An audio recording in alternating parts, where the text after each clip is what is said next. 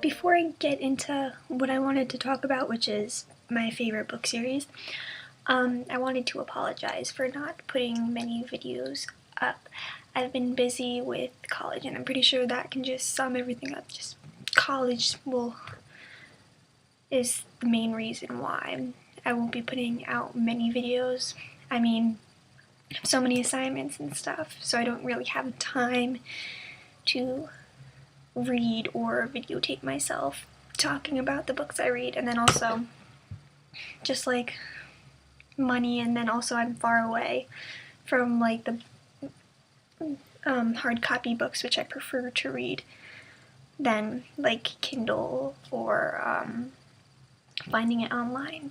So that's mainly why I might not be doing as many actual book reviews. I might just do these kind of lists and stuff. But during Christmas time, or during the holidays I should say, I should definitely try to at least do some actual book reviews. But until then, I'm sorry. I hope you stick around and watch these videos, because I think they're good at least. I don't know, we can get some discussions about what your favorites are, what your dislikes are, and that kind of stuff, so hopefully that'll be all good. But yeah, so today I'm going to talk about my favorite 10 favorite book series, and I don't know, it took me a while to kind of get them in order, because, you know, I'm not really good with like dictating what is better. I'm usually very partial, kind of, like I don't know, I'm not, my opinions change all the time as well, so I mean, there's that. But here are my top 10 favorite book series as I just wrote them, and obviously they'll probably change as I read more books, but here are the ones that I have now. Okay, so number 10 is The Tillerman Cycle by Cynthia Voigt, and this series, I don't know, it's kind of weird. There's two really like long, huge books that are in it, and then there's a whole bunch of like, I guess, companion series that are from different periods throughout the book. So I find that kind of a bit confusing, and that's kind of why it's put rather low on the list, but it's still a really great book. The first two, Homecoming and Dicey Song, they're the long ones, and that I'm pretty sure Dicey Song is the long one. I'm not 100% sure. I read them quite a bit ago, so I might be wrong, but I know Homecoming is the first book, definitely, in the series, and it's one of the longer ones, so. But basically it's about 4 siblings who are abandoned by their mother, and the oldest is Dicey, and she leads her 2 brothers and her 1 sister to a relative's house because they're all alone. Their dad wasn't in the picture. Their mom just left them outside a mall. So it's basically their journey to find a relative that'll take them in, and that's pretty much how it is for the first 2 books. I think, like I said, I think the second one is Dicey Song. And yeah, it's basically about their journey to find a home and coping with their mother basically deserting them. And so, I mean, obviously the book is kind of sad, but it's still interesting to see how Dicey and then their siblings deal with it, and they're able to walk by themselves and make, not really a living, but they are able to survive. And that's really, I thought that was really, really cool. I mean, I would never want to be in that situation, of course, but just seeing how that they survived through all of the hardships, because I mean, they were literally living on the streets, and they had to walk across like highways and busy streets, and then sleep outside during the nights and try to find their own food, and they had little money. So I thought it was just a great book. I think it's a great read. I mean, and then as for the other books, like the smaller ones that are kind of going between time and stuff, they're interesting too, but I think if you don't read them, it's not that important. I mean, of course, if you have the chance, you should read them, but if you only read the first 2 books, which are my favorites in the series, then you should be fine. So that is number 10. Number 9. Now this might come to a surprise. You might think it should be higher up because most people think this series is just like amazing.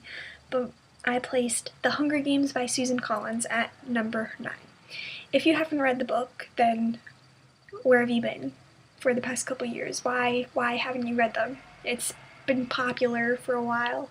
I'm pretty sure most people have read them, but if not, for some reason, I think you should read them. I think it is a good read. I mean, it's one of those dystopian books that takes place in the future when everything has basically come to shit, and they have to try to put it together. I know that's not really a good summary of it, but I mean, in general terms, that kind of is what happens. But yeah, my favorite out of the 3 books is Hunger Games, because this is one of the series where I think the first one really was just amazing. I don't know, it just was so great. And then the rest of the books, they were good, but they just didn't reach the level of the first book. So yeah, and it's down this far on the list because I find it's a very good read. However, I don't have the desire to constantly read it like I have with some of the other books that I will be talking about in the series, or in this list. And so I think it's just for that reason. Like, it's not that I wouldn't want to read it again, it's just that I have other books that I would rather reread than The Hunger Games. And I think, for me at least, I kind of judge how much I like a book by how many times I'm willing to reread it. Like you'll see with my number 1 pick, I've basically reread the books 4 times a year, every year. I used to have no life. I would just read those books. But yeah, with The Hunger Games, I'll read it every now and then, but I mean, it's not really crucial that I read it all the time, so that's why it's down on number 9. Okay. Number 8 is The Mysterious Benedict Society by Trenton Lee Stewart.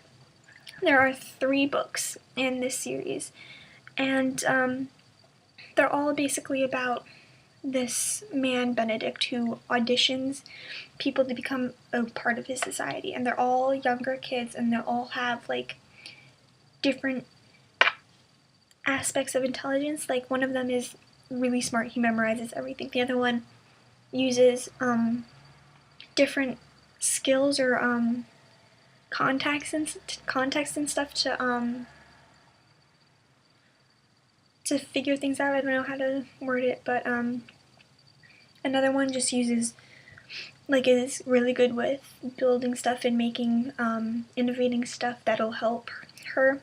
And then the other one is just, the final one, she's just a super genius child who talks at the age of like 1 in like how I'm talking to you, but probably even better than how I speak. But yeah, they all form a society, like I said, and they try to beat Benedict's evil twin. So that's the whole thing. And I think it's a really cool story because you see different types of smartness. When you think of like intelligence, you just think, oh, they remember a lot of information or stuff like that. But there are different types and kinds of intelligence, and I think that was really cool. And then also the reader can try to find different solutions to what the characters are dealing with in the book, so I thought that was really cool. But yeah, I don't really have much to say about this book. It is a really good read, but I think it's more aimed towards middle schoolers. But I mean, it doesn't really matter. You can read whatever you want. I mean, I do.